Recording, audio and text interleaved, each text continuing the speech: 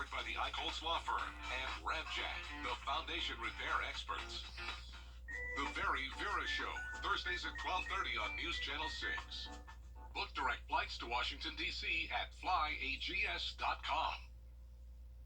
The Live 5 or 6 Skyview Network, sponsored by Terry Lambert Hyundai. We enjoyed some sunshine today, but the clouds are increasing. What you can expect coming up. Right now on News Channel 6 at 4, Day 8 in the murder trial of Alec Murdaugh. Coverage from the courtroom as cell phones are in the spotlight. Plus, with gas prices on the rise, we'll hear how some people are tightening their budgets. And a brand new daycare opening in Columbia County for children with special needs. We'll show you as your News at 4 starts now. Live from Television Park, this is WJBF News Channel 6 at 4.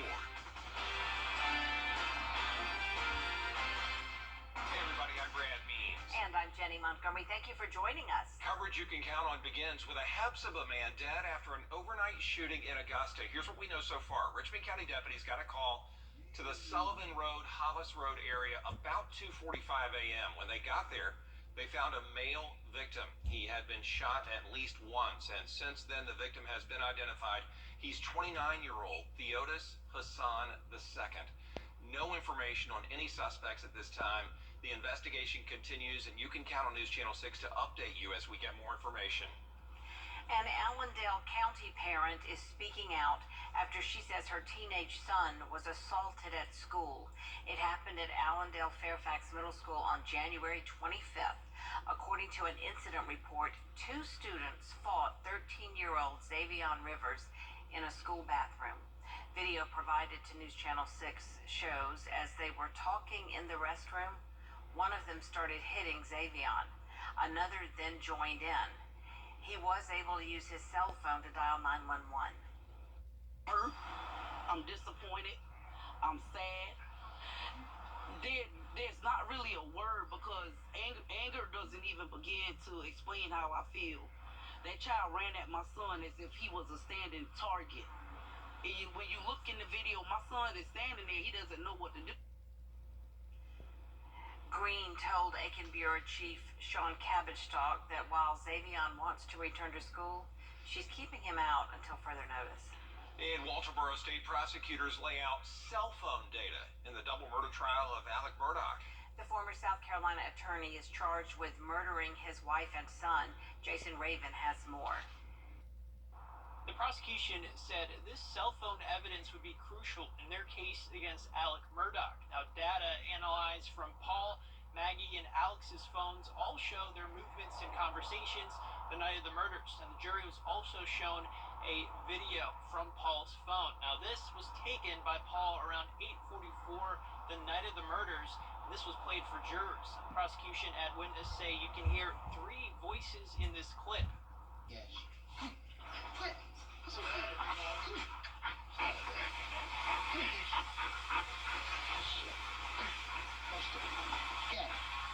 Hey, he got a bird in his mouth. Hey, Bubba. It's a guinea. This is a chicken. Come here, Bob. Come here, Cash. Come here, Bob. Cash. Quick. This was taken not long before Maggie and Paul were killed. The prosecution said the man's voice in the background is Alec Murdaugh. Despite Murdaugh and his defense saying he was at their home napping at the time, and the last time he saw Paul and Maggie were at supper. Another piece of evidence presented in court came from Alex's phone. A gap was discovered in its call log the night of the murders, despite Maggie's phone showing it received multiple calls from Alec that evening. I'm Jason Raven reporting. Well, the first week of February is National Gun Violence Survivor Week, and Bria Smith today tells us what local groups are doing to promote gun safety. The CDC says 79% of murders in 2020 involved a gun, and more than half of overall gun deaths that year were suicides. And locals say there are ways to solve problems without a gun. Oftentimes, people think of survivors as the victim of the incident itself, but sometimes those attached to that person are also victims. The first week in February gives the issue even more chance in spotlight to gain more awareness. They think gun is the answer. It's not. not the answer. It's never been the answer. And then not only is it the family members that are impacted, it is the family members of the ones that have committed the crime. They're impacted as well because not only are you in jail, but your family is left to grieve what you did, try to clean it up. Advocates are working towards seeing a day where people choose peace over violence and life over death. In Augusta, Bria Smith, WJBF, News Channel 6. And it is time now for a check of the forecast. Meteorologist Sherry Shealy here with a look. Sherry? Yes, so I don't know about y'all, but I was happy to see some sunshine today. No doubt. Yes, but unfortunately, it's short-lived. But it's all right. We'll take what we can get, right? Well, happy first day of February, and it was a beautiful start to the day. Looking at our Terry Lambert Hyundai Skyview cam, you can see the clouds are starting to pick up now, but we did get some nice sunshine earlier today. But the clouds will increase this afternoon and continue for the next day or so. Temperature-wise, though, with a nice warm day today, making it into those lower 70s, but right now we're looking at 69 in Augusta and still some 70s to our south as well, even at this hour. Winds are picking up too, 14 miles per hour in Augusta, as a matter of fact, so something to take into account if you're heading out this afternoon. The satellite radar does show those clouds building into the area, so the breaks of clouds are coming to an end, and those will continue to increase this afternoon and into the evening. For your afternoon stroll, still a nice afternoon with temperatures in those mid-60s. Then after the sun goes down, the temperatures will start to go into those lower 60s and even 50s, as our overnight temperature is 50 degrees with mostly cloudy conditions. So what you can expect, those increasing clouds for this afternoon, and the rain will return to the forecast on Thursday.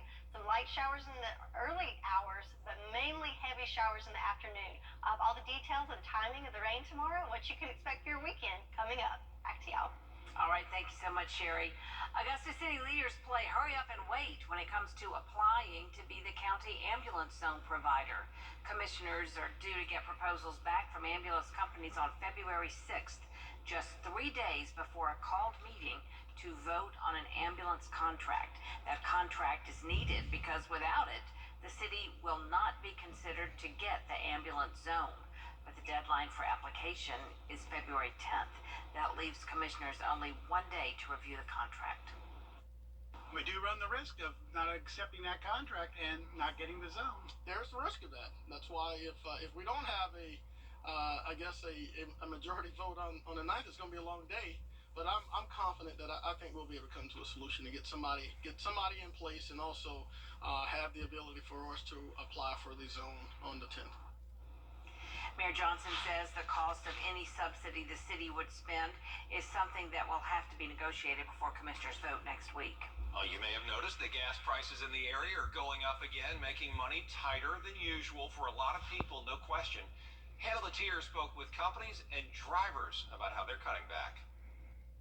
AAA says the average gas price in Georgia is about 60 cents higher than last month. This is mainly due to the rise in crude oil prices nationwide. Many drivers tell me that they've had to cut back on spending for other necessities because of these prices. Landscaping companies that rely heavily on gasoline also say that they've had to raise their prices to offset the cost. In our industry, lawn care and landscaping, nationwide, the average profit margin is 5 to 7%. So with gas increasing like it did, we almost have no choice but to pass that price on to the consumer. Otherwise, we could face downsizing, going out of business, and things like that. Unfortunately, it's hard to predict how much these prices will rise and fall in the future. So, to avoid taking a punch at the pump, try following AAA's tips. They'll be linked to this story at WJBF.com. In Augusta, Hannah Latier, WJBF News Channel 6. New this hour, a push to spend more money to keep children in foster care in better spaces than hotels and state offices. Lawmakers say new models are needed, with the state spending nearly $30 million in a process called hoteling just last year alone. Many foster children stayed in hotels because the state cannot find them a home. It comes at a price tag of about $1,500 a night, according to the Department of Human Services. Lawmakers say we need to end hoteling because children don't get a stable environment or the proper avenues for treatment. I think that's something that foster care and obviously adoption, I think those are important pieces. We've got some areas that I believe need to be addressed, and at this point, I think the ideas as they're coming together will make some solutions that allow us to be pro children that can take care of these kids.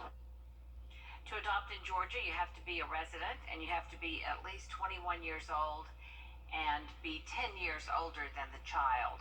If you'd like to know more about the adoption process in Georgia, check out the links in this story and on the Department of Family and Children's Services website. Well, the CSRA's very first for-profit special needs after-school program begins today. It's Love and Care, exceptional children's child care, and they welcome elementary, middle, and high school love bugs, as they call the students and their siblings, to take part in all sorts of after-school activities and fun. The owner and executive director, LaToya Roper, started Love and Care, ECC, a couple of years ago, just trying to meet the needs of parents with special needs children like her. They also offer childcare on school holidays and other support for parents. I read a comment from a parent on social media, and she said every night before her son goes to bed, he always says, "Can I go back to camp tomorrow?" And so, yeah, they definitely enjoy being here. They've made a lot of friends, which is a big deal for us because our program is social and sensory based. So we do want them to connect with friends that they can build lifelong friendships with. They don't get the opportunity to do that at school. A lot of times they may have things like birthday parties and no one shows up. So everything is a big deal for us here. We celebrate birthdays. We want to make sure that parents and families are able to connect outside of being here at Love and Care. So we definitely enjoy the kids and they love being here. Love and Care has its grand opening Saturday, February 25th, starting at noon. You can go to Wjbf.com for more details on that. Coming up, new information about an FBI search done on President Biden's former think tank. This after Biden's lawyers An FBI search done on President. Coming up, new information about an FBI search done on President Biden's former think tank. This after Biden's lawyers reported finding classified documents at a former office that he used there. We'll have more on that story when we come back. Deals and rewards. That's a win-win-win. Kroger, fresh for everyone. President Biden's personal lawyer confirming the Department of Justice is searching his vacation home in Delaware. It comes after an FBI search of the president's former Washington think tank office. Em Nguyen has the story.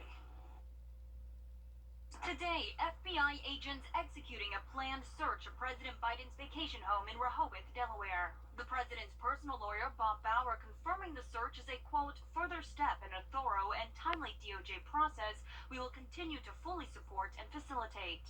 The lawyer vowing to have further information at the conclusion of today's search. This search coming a day after Biden and the White House faced new criticism about a perceived lack of transparency after a previously undisclosed FBI search of Biden's former private office in a D.C. think tank he used after his time as vice president has been disclosed. Sources telling ABC FBI agents searched the Penn Biden Center offices in mid-November after an earlier search that same month by Biden's legal team uncovered classified documents in the think tank. The sources did not say if the FBI search found any additional classified materials. One source saying the FBI search was done to make sure all Biden-related documents were recovered, but the White House didn't disclose that search to the public, in contrast to the one conducted by the Bureau at Biden's Delaware home in January. Sources saying a warrant was not needed in either search. National security experts underscoring that while transparency may be key in politics, it's not during active investigations. From a security perspective, there's nothing to be gained by disclosing details of the investigation. These new revelations come after we've learned former Vice President Mike Pence also discovered classified information in his Indiana home and following a court-approved FBI raid at President Donald Trump's Mar-a-Lago home last year after he allegedly refused to return hundreds of classified documents to the DOJ. These instances of classified documents being found in unsecure places has both national security experts and members of Congress calling for new and improved protocols to keeping classified information safe. Em Nguyen, ABC News, the White House. Coming up, we'll have a look at your local forecast. Meteorologist Sherry Shealy joins us next. Stay with us. I'm attorney G6. Now, your most accurate forecast with WJ. Wjbf Live Viper 6. Taking a look at our Terry Lambert Hyundai Skyview cam, you can see those clouds are starting to increase. Really hard to see those peaks of blue sky and not much sunshine right now, but at least we did get to enjoy it earlier today, along with the very warm temperatures into the 70s. Right now we're at 69 degrees in Augusta, but those winds are quite breezy coming from the west at 14 miles per hour, humidity at 61%. Some more temperatures across the southeast. You can see we have this wedge situation set up right in our area. As you can see just to our north in Charlotte at 45 degrees right now and 57 in Atlanta. So definitely this sharp contrast of temperatures just above and to the west of us. Looking at our satellite and radar, you can see that cold front that came through and it's off the coast. And you can see those clouds starting to build in our area. But if you look to our west, that's where the real big mess is. Over in Texas, Oklahoma, Arkansas, even all the way to Tennessee, you can see that pink color, that is ice and snow. So winter weather they have to deal with. There's an ice storm warning, winter weather advisory, and winter storm warning all across that neck of the woods. But fortunately from us, even though that's the same system heading our way, we don't have to worry about any of that. We just have rain on the way. So we got to enjoy the sunshine today, but then rain comes back into the forecast for Thursday and Friday before we dry out for the weekend. So after a wet January, it's nice to start off that first day of February with a little sunshine, right? So let's look at the timing of the rain coming in tomorrow. So looking at our future cast tonight, you can see at 8 o'clock, we're pretty much fully blanketed with those clouds, and that will continue overnight. And then Thursday morning, some of our northern counties may see a sprinkle here and there in the early morning hours of Thursday, but for the most part, it'll just be clouds in the morning time. But then in the afternoon, that's when we really start seeing that swath of rain come through. And then Thursday night, those heavier pockets of rain. So the heaviest of rain should be well after we all get home after the afternoon commute and as we are sleeping in our beds overnight. But then the rain will continue Friday morning, so still some heavy rain Friday morning, and that will continue with our morning commute. But then by lunchtime Friday, it will be pushing out the area and we will see clear skies by Friday afternoon. So just a soggy Thursday for us. In fact, looking at the excessive rainfall outlook, we're now up to a slight risk for some of our northern counties, and the middle section here in marginal in our counties to the south should be okay. So the heaviest of rain definitely in the northern half of our viewing area. So your after work planner back at home today, another great afternoon, warm temperatures at 65 degrees at 5 o'clock and then falling into those lower 60s in the evening hours. Overnight tonight we're looking at 50 degrees, but then this weekend we have quite the drop off to below freezing overnight lows. So have that to take into account. So tomorrow we've got Groundhog Day, so we'll see what the groundhog has to say for us.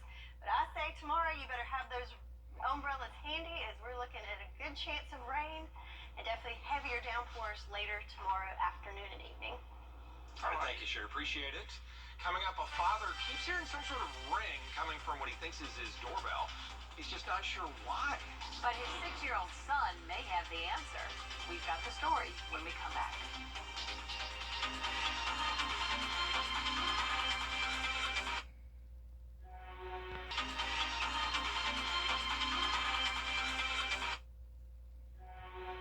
Safe Homes is still here to support victims of domestic violence.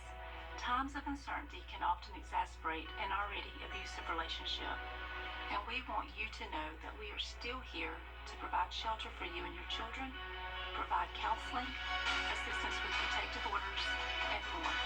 If you are a victim of domestic violence, there is help, and you are not alone. Call 706-736-2499. Hi, Beverly. 305. Welcome back, everybody, and now to a story out of Michigan where a man kept hearing ring, ring throughout his house, and it turns out it was not a good sign. But it was nonstop, and it wasn't coming from the phone. Will Gans has more. It started as a typical Saturday night for the Stonehouse family outside of Detroit. It was little father and son time, and mom was out at the movies with her girlfriends. Keith and his 6-year-old son Mason hanging out, eating chicken sandwiches and fries for dinner before calling it a night. He was playing with my phone for 30 minutes, and I never suspected that he was going to do what he did. What Mason did was order food. What's your favorite food in the whole world, Mason? Shrimp. $1,000 worth of shrimp and other food from his dad's Grubhub account. 5 jumbo orders of shrimp and endless sandwiches and ice cream and chili cheese fries and rice and grape leaves. How hungry would you say you were? Were you this hungry? Were you this hungry? Like this hungry. That's pretty hungry, right? You wanted $539 worth of pizza, right?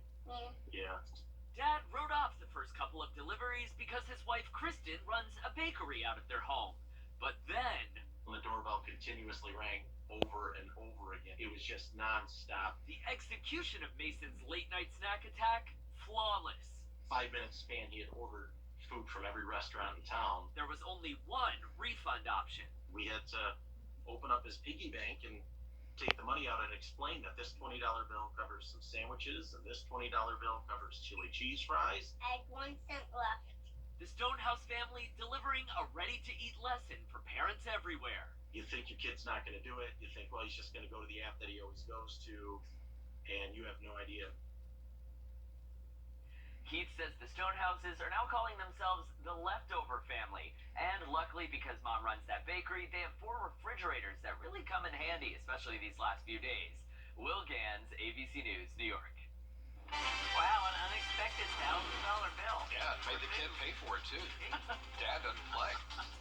Well, there's a lot more coverage you can count on coming up next on News Channel 6 at 4:30. Hey, Griffin Tuno, tell us more about it. Thanks so much, Brad and Jenny. Coming up on News Channel 6 at 4:30, the family of Tyree Nichols laying him to rest today. More